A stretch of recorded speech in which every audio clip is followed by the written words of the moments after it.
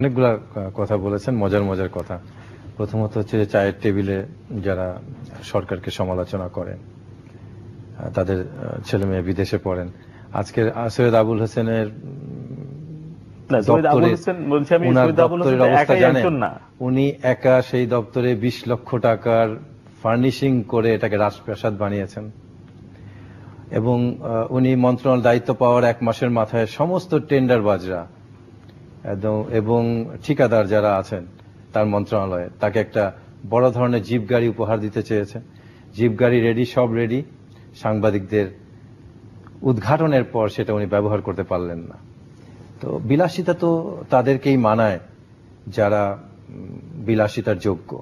উনি বললেন 80% মানুষ দারিদ্র সীমার নিচে না।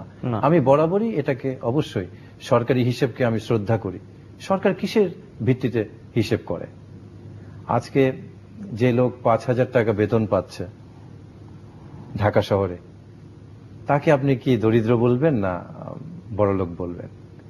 সে বাড়ি ভাড়া দিচ্ছে, সেখানে আপনার 3 থেকে 3,500। তার কনভেন্স আছে, ছেলেমেয়ের স্কুল খরচ, আপনি দ্রব্যমূল্যের যে অবস্থা, আজকে বিদ্যুতের যেভাবে দাম বাড়িয়েছে এবং যে শুভঙ্করের ফাঁকি দিয়ে আপনার বিদ্যুৎ বিল আসছে, যার 800 টাকা বিল আসতো আজকে তার 3,000 থেকে 4,000 টাকা বিল আসছে। যেখানে আপনি দেখেন 34-এর 6-তে ধারায় বলা হচ্ছে যে আপনার এটার জন্য গণশুনানি প্রয়োজন আছে। দ্বিতীয়ত হচ্ছে 2টা জাতীয় পত্রিকায় পরপর 7 দিন আপনাকে বিজ্ঞাপন দিয়ে জানাতে হবে জনগণকে। আজ পর্যন্ত এই গণশুনানি হয়েছে এবং বলা হচ্ছে আইনে যে 1 বছরে একবারে বেশি বাড়ানো যাবে না। আজ পর্যন্ত এই আইনকে তারা মেনেছে। তাদেরকে জিজ্ঞেস করলে তারা বলা হয় এটা একটা আদালত, বেশি কথা বলা যাবে না। তাদেরকে এই আদালতের ক্ষমতা কে দিল? জনগণের উপর এই যে বোঝাটা আপনি চাপিয়ে দিয়ে বলছেন যে তুমি ধনী, আজকে এই পদ্মা সেতু তোমার, তুমি ধনী, এই ব্রিজ তোমার, এই আরএমজির রেমিটেন্স তোমার। জনগণ তো এগুলো সুফল পাচ্ছে না। এই অর্থগুলোকে যেভাবে ম্যানিপুলেটিং করে দেওয়া হচ্ছে যারা সুবিধাভোগী, আমেরিকা ভিত্তিক একটা সংস্থা আপনার ট্যাক্স জাস্টিস গ্রুপ একটা সমীক্ষা দিল যে গত 42 বছরে বাংলাদেশে 2 লক্ষ কোটি টাকা বিদেশে পাচার হয়ে গেছে। সবচেয়ে বেশি হয়েছে 55,000 কোটি টাকা গত 10 বছরে। এই টাকাগুলা কোথায় গেছে, কার মাধ্যমে গেছে, এটা সবাই জানি। এই টাকাগুলা কে নিয়ে গেছে? এই টাকা থেকে আমি একটা জিনিস জিল্লু ভাই বুঝি না, বারবার এটা বলারও চেষ্টা করি যে আমাদের রাজনীতিবিদের কথা বললেন, ডেফিনেটলি যারা দায়িত্ব থাকবেন তাদের সবাইকে আমরা এই কথা বলবো 40 বছরে, যতই আপনি আপত্তি করেন না কেন। যারা দায়িত্ব নাই তারা বেঁচে গেছেন। আমি দায়িত্বে থাকবো, আমাকে এদের জবাবদিহি করতেই হবে, কারণ আমি দায়িত্বে আছি, সুটবুট পড়ছি, গাড়ি বাড়িতে চলছি। এ তো জনগণের কষ্টের টাকা। আমি যে কথা বলছি জিল্লু ভাই, দেখেন কোন টাকাটা নিয়ে ব্যবসা হচ্ছে রাজনীতির নামে। আমি 5 কোটি টাকা দিয়ে নমিনেশন কিনছি, আরো 5 কোটি টাকা ইনভেস্ট করে ইলেকশন করছি। এই 10 কোটি টাকা আমি ধরে নিচ্ছি আমি একটা বিজনেসে ইনভেস্ট করেছি এবং এই কারণে আমাকে আরো 50 কোটি টাকা এই ব্যবসায় তুলে আনতে হবে। কিন্তু আমি একটা জিনিস বুঝি না যে এই 50 কোটি টাকা সে যে তুলবে, এই টাকাটা কোন টাকা?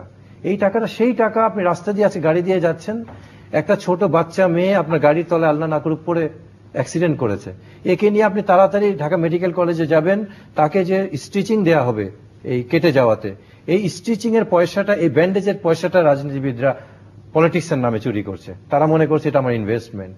আজকে যে বাচ্চাটাকে পোলিও টিকা খাওয়ানোর কথা, একটা টিকার একটা ফোটার কারণে এই বাচ্চাটা অন্ধ হয়ে যাচ্ছে, পঙ্গু হয়ে যাচ্ছে, এই টাকাটা তারা চুরি করছে। আজকে যে ত্রাণের যে টিনটা যাচ্ছে, গমটা যাচ্ছে, এই টাকাটা তারা ইনভেস্টের নামে, ব্যবসার নামে, রাজনীতির নামে তারা এটাকে নিচ্ছে।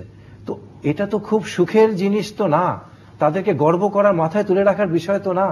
এটা জনগণের কষ্টের বিষয়, আমার আপনার সাধারণ মানুষের পরিশ্রমের টাকা এগুলা। জনগণ যেখানে ন্যূনতম চিকিৎসা সেবা, শিক্ষা সেবা, খাদ্য, বস্ত্র, বিদ্যুৎ, পানি, রাস্তাঘাটের অবস্থা দেখেন কি অবস্থা, কোনোটাই জনগণ পাচ্ছে না।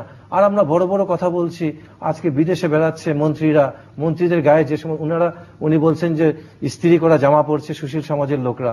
আজকে যে সমস্ত মন্ত্রী, আমি কি বলবো, কাপড় ধোয়াবার, পাঞ্জাবি ধোয়াবার পয়সা ছিল না, তারা আজকে আর্মেনি আর গুচির স্যুট পরছে। তাদের পেশা কি? আমি খুব ক্ষমা চেয়ে একটা কথা বলতে চাচ্ছি, আমাদের বরেণ্য রাজনীতিবিদরা যারা আছেন বাংলাদেশে, বড় বড় রাজনীতিবিদদের পেশাটা কি? তারা কি করে তাদের সংসার চালিয়েছেন এতদিন, তাদের বউ বাচ্চাকে কি করে খাইয়েছেন, তাদের পেশাটা কি? বলবে আমি তো গার্মেন্টস ব্যবসা করি। গার্মেন্টস ব্যবসা কখন করেন? রাজনীতি করার পর, মন্ত্রী হওয়ার পর, এমপি হওয়ার পর। তার আগে আপনি কি করেছেন? আমি রাজনীতি করি। তো রাজনীতি করেছেন কিভাবে চলেছেন নিজের জীবন, সন্তানকে কিভাবে চালিয়েছেন, বাজার কোন পয়সায় করেছেন বলতে পারে না, রাজনীতির পয়সায়। তাহলে রিজভী ভাই রাজনীতির পয়সাটা কি এটা আমি জানি না। তো যিনি নিজেই জীবনে কোনোদিন এস্টাবলিশড হননি, যিনি কোনোদিন নিজেকে প্রতিষ্ঠিত করতে পারেননি, নিজের অর্থ উপার্জন করে তার সংসারকে চালাতে পারেননি, উনি দেশকে কিভাবে চালাবেন, দেশকে কিভাবে স্বাবলম্বী করবেন? নিজের জীবনেই তার কোনো স্বাবলম্বিতা নেই। মাস্তানি, টেন্ডারবাজি, লুণ্ঠন, চুরি, ডাকাতি, সরকারি সম্পত্তির তসরুপ।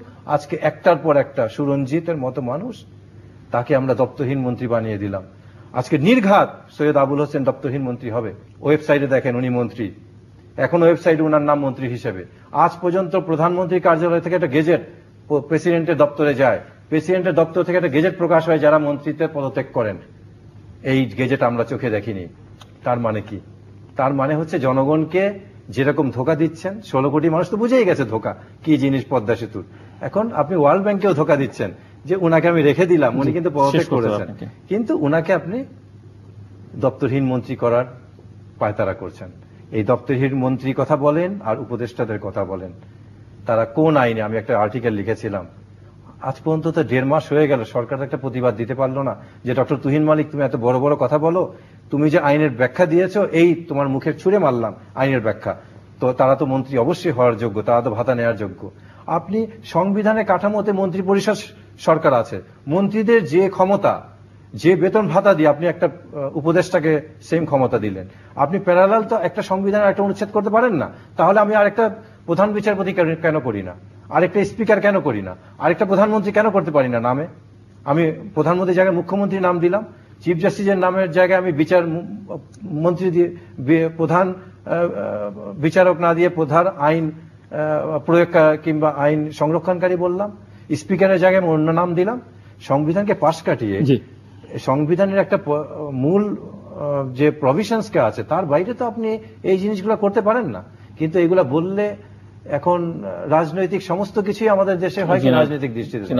ধন্যবাদ। হ্যাঁ জি, এটাই হচ্ছে সমস্যা, যে সমস্ত কিছুই রাজনৈতিক দৃষ্টিতে দেখা হয়। আমরা কখনোই একবারও ভাবি না যে আসলে রাজনীতির